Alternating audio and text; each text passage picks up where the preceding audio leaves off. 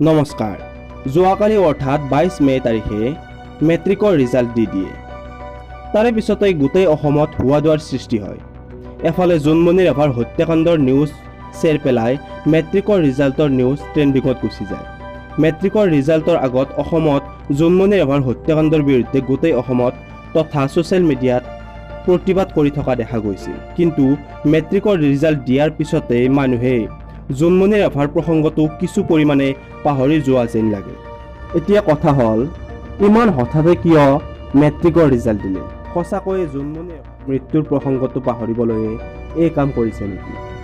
হয়, এই কাৰ্যক অসমৰ ৰাইজে তীব্ৰ বিৰোধিতা কৰি কৈছে যে জোনমণি ৰাভাৰ প্ৰসংগটোক তল পেলাবলৈ মেট্ৰিকৰ ৰিজাল্ট এনেকৈ হঠাৎ দি দিছে।